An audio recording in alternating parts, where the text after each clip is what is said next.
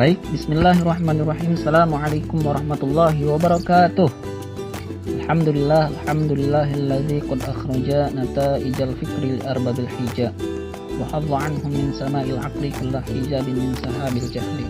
Amma ba'du, pertama kali yang saya hormati dosen pengampu mata kuliah filsafat bahasa Dr. Andes Karman MAG, dan yang saya banggakan mahasiswa-mahasiswi filsafat bahasa jurusan bahasa dan sastra Arab.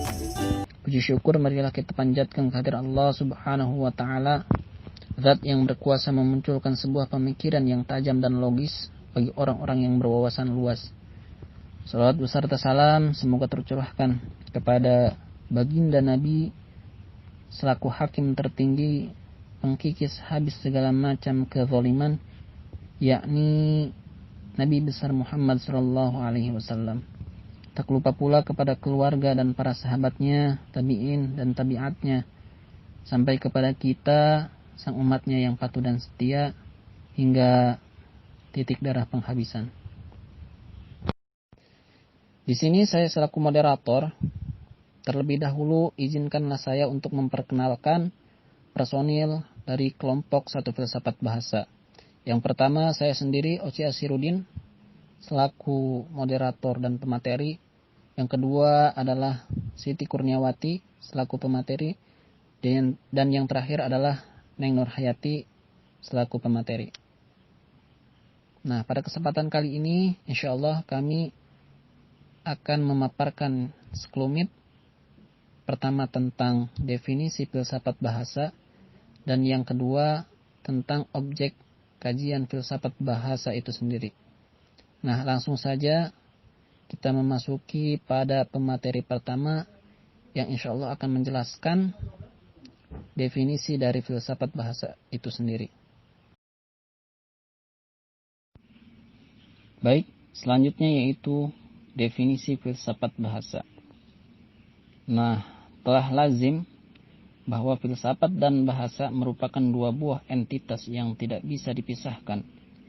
Ibarat sekeping mata uang, jika filsafat dipahami sebagai metode berpikir secara logis, radikal, bersifat universal, mengenai segala sesuatu yang ada seperti keberadaan Tuhan, alam semesta dan manusia dengan segala bentuk relasi dalam kehidupannya, maka alat berpikir serta produk dari proses berpikir tadi hanya dapat diungkap menggunakan bahasa.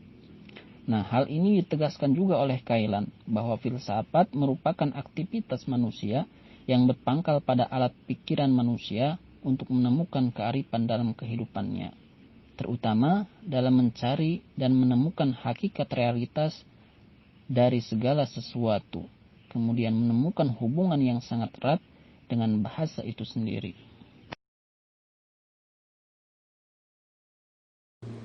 Selanjutnya, pengertian filsafat menurut Rijal Muntasir, bahwa filsafat bahasa ialah suatu penyelidikan secara mendalam terhadap bahasa yang dipergunakan dalam filsafat, sehingga dapat dibedakan pernyataan filsafat yang mengandung makna atau meaningful dengan yang tidak bermakna atau meaningless. Asep Ahmad Hidayat berpendapat bahwa pengertian filsafat perlu didekati dari dua pandangan, yaitu filsafat sebagai sebuah ilmu dan filsafat sebagai sebuah metode.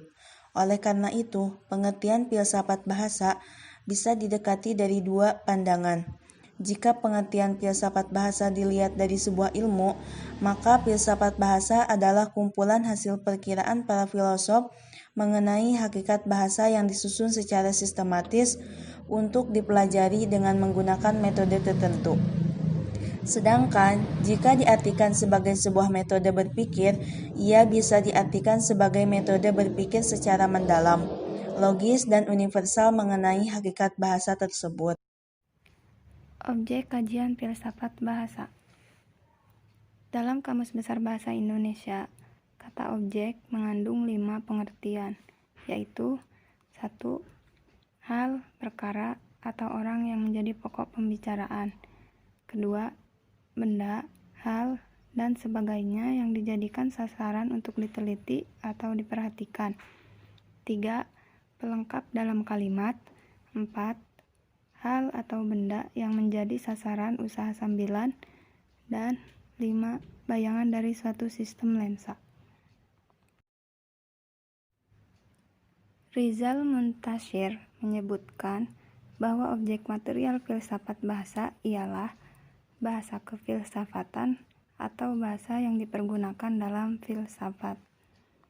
Sedangkan objek formal filsafat bahasa adalah pandangan filsafat atau tinjauan secara filsafat. Filsafat bahasa berfokus pada 4 masalah, yakni sifat makna, penggunaan bahasa, kognisi bahasa, dan hubungan antara bahasa dan realitas. Filsafat bahasa menyelidiki bagaimana bahasa dan makna berhubungan dengan kebenaran dan dunia. Mereka cenderung kurang peduli dengan kalimat yang sebenarnya benar, dan banyak lagi dengan apa jenis arti bisa benar atau salah. Demikian yang dapat kami sampaikan, kurang dan lebihnya mohon maaf. Wabillahi taufik wal hidayah, wallahul muwaffiq ila aqwamit thoriq. Assalamualaikum warahmatullahi wabarakatuh.